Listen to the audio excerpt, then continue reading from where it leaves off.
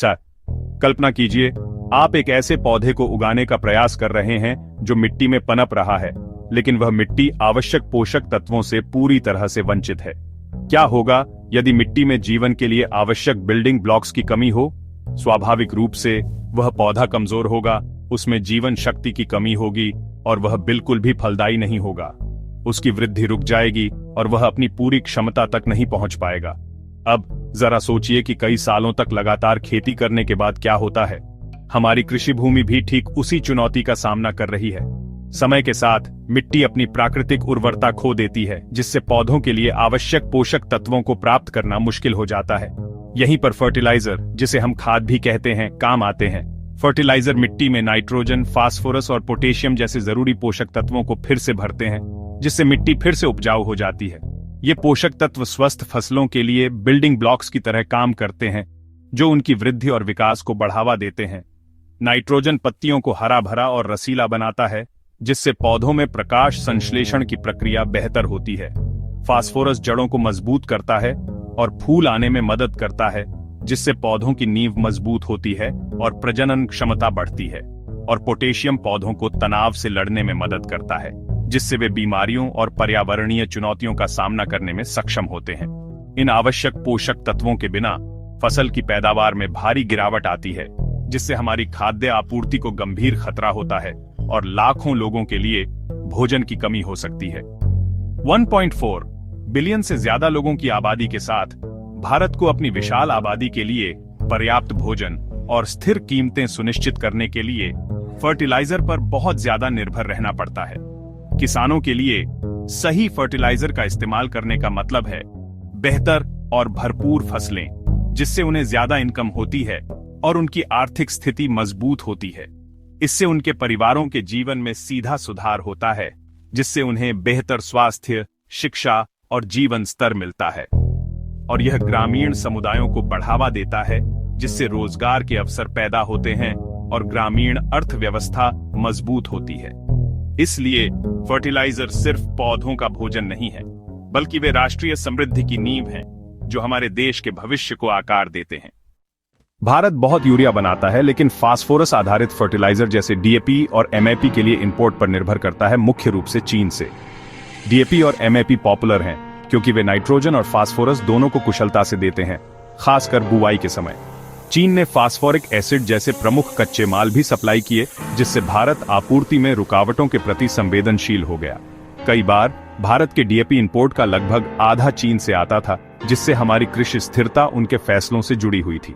जब चीन ने एक्सपोर्ट बंद कर दिया, तो इससे तैयार फर्टिलाइजर और घरेलू उत्पादन के लिए जरूरी कच्चे माल दोनों प्रभावित हुए। चीन का फर्टिलाइजर एक्सपोर्ट रोकना एक ऐसा फैसला था जिसने ग्लोबल मार्केट में हलचल मचा दी। इस निर्णय के पीछे कई महत्वपूर्ण कारण थे, जो चीन की घरेलू नीतियों और अंतर्राष्ट्रीय रणनीतियों से जुड़े हुए थे। अपनी खाद्य सुरक्षा की रक्षा करने, जो कि किसी भी देश के लिए एक प्राथमिक चिंता होती है, और महंगाई को कंट्रोल करने के लिए, जो कि एक स्थिर अर्थव्यवस्था के लिए बेहद जरूरी है, यह एक रणनीतिक कदम था। इस कदम का उद्देश्य न केवल घरेलू बाजार को सुरक्षित रखना था, बल्कि अंतर्राष्ट्रीय स्तर पर अपनी स्थिति को भी मजबूत करना था। बढ़ती ग्लोबल एनर्जी कीमतों ने, जो कि फर्टिलाइजर उत्पादन के लिए एक महत्वपूर्ण इनपुट है, फर्टिलाइजर उत्पादन को महंगा बना दिया, जिससे किसानों के लिए लागत बढ़ गई और खाद्य उत्पादन पर असर पड़ने का खतरा मंडराने लगा। इसलिए चीन ने घरेलू जरूरतों को प्राथमिकता दी। यह निर्णय यह सुनिश्चित करने के लिए लिया गया था कि देश के भीतर कृषि उत्पादन में कोई कमी न आए। एक्सपोर्ट पर प्रतिबंध लगाकर चीन ने एक स्पष्ट संदेश दिया कि उसकी प्राथमिकता अपने नागरिकों की आवश्यकताओं को पूरा करना है। चीन ने अपने किसानों के लिए कीमतें कम रखीं, जिससे उन्हें फर्टिलाइजर आसानी से उपलब्ध हो सके और उनकी उत्पादन लागत कम रहे, और एनर्जी बचाई। फर्टिलाइजर उत्पादन एक ऊर्जा गहन प्रक्रिया है, और एक्सपोर्ट पर प्रतिबंध लगाने से चीन को अपनी ऊर्जा खपत को कम करने में मदद मिली। इससे चीन को भारत जैसे इंपोर्ट करने वाले देशों पर, जो फर्टिलाइजर के लिए चीन पर निर्भर थे, भी दबाव बनाने का मौका मिला। यह एक तरह से व्यापारिक संबंधों में अपनी शर्तों को मनवाने का अवसर था। इस कदम ने महत्वपूर्ण इनपुट के लिए, खासकर फर्टिलाइजर जैसे कृषि उत्पादों के लिए, एक ही सप्लायर पर निर्भर रहने के खतरों को उजागर किया। यह दिखाता है कि किसी एक देश पर अत्यधिक निर्भरता कितनी जोखिम भरी हो सकती है। चीन की पहले नीति ने यह सुनिश्चित किया कि घरेलू हितों को हमेशा प्राथमिकता दी जाएगी, कि उसके अपने किसानों के पास पर्याप्त फर्टिलाइजर हो ताकि वे अपनी फसलों को बिना किसी बाधा के उगा सकें, भले ही इससे ग्लोबल ट्रेड में रुकावट आई हो। चीन का यह कदम अंतर्राष्ट्रीय व्यापार संबंधों में एक महत्वपूर्ण मोड़ साबित हुआ। नतीजा, भारत जैसे इंपोर्ट करने वाले देशों को, जो अपनी कृषि आवश्यकताओं के लिए चीन पर निर्भर थे, तुरंत कमी और कीमतों में बढ़ोतरी का सामना करना पड़ा। यह एक चेतावनी थी कि आत्मनिर्भरता और विविधतापूर्ण आपूर्ति श्रृंखला कितनी महत्वपूर्ण है। एक्सपोर्ट बैन से भारतीय किसानों के लिए फर्टिलाइजर की कीमतों में अचानक बढ़ोतरी हुई। इंपोर्टर्स ने विकल्पों की तलाश में भागदौड़ की, लेकिन दूसरे देशों से कीमतें ज्यादा थीं। किसानों को मुश्किल विकल्पों का सामना करना पड़ा। कम फर्टिलाइजर का उपयोग करें और कम पैदावार का जोखिम उठाएं या इनपुट खरीदने के लिए कर्ज लें। कंपनियों को रातों रात सप्लाई चेन को फिर से बनाना पड़ा। अनिश्चितता और वित्तीय जोखिम का सामना करना पड़ा। सरकार ने नुकसान को कम करने के लिए सब्सिडी बढ़ाई, जिससे सार्वजनिक वित्त पर दबाव पड़ा। इस संकट ने दिखाया कि हमारी कृषि प्रणाली ग्लोबल सप्लाई चेन पर कितनी निर्भर है। सरकार ने गैर यूरिया फर्टिलाइजर पर सब्सिडी बढ़ाकर जवाब दिया, जिससे किसानों के लिए कीमतें कंट्रोल में रहीं। इसने इंपोर्ट में विविधता लाने के लिए रूस, मोरक्को और सऊदी अरब जैसे देशों के साथ तुरंत नए सप्लाई डील किए। घरेलू स्तर पर नीतियों ने कंपनियों को फर्टिलाइजर उत्पादन बढ़ाने और पुराने प्लांट्स को फिर से चालू करने के लिए प्रोत्साहित किया। नैनो यूरिया और नैनो डीएपी, कुशल स्थानीय रूप से बने लिक्विड फर्टिलाइजर जैसे विकल्पों को बढ़ावा मिला। किसानों के बीच इन नए समाधानों को बढ़ावा देने के लिए जागरूकता अभियान चलाए गए। लक्ष्य इंपोर्ट पर निर्भरता कम करना, स्थानीय विनिर्माण को मजबूत करना और एक लचीली सप्लाई चेन बनाना। ये कदम आत्मनिर्भर भारत मिशन का हिस्सा है। इनोवेशन और विविधता लाकर भारत का लक्ष्य अपने कृषि भविष्य को सुरक्षित करना है।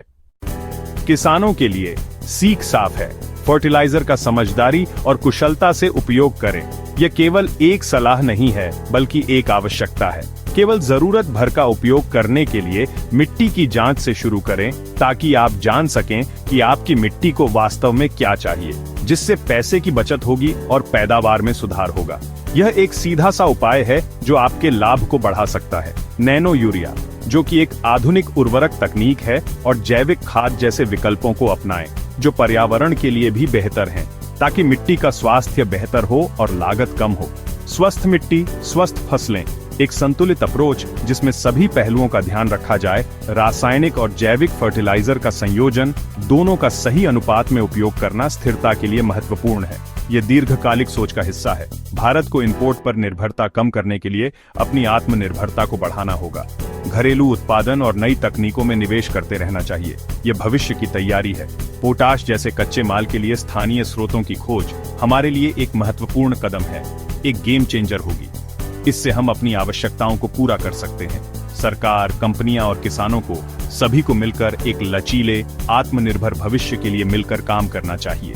ये सामूहिक प्रयास से ही संभव है। चीन फर्टिलाइजर संकट एक वेकअप कॉल था, हमें जगाने के लिए। अब चुनौती को अवसर में बदलने का समय है। यह हमारे कृषि क्षेत्र के लिए एक महत्वपूर्ण मोड़ हो सकता है।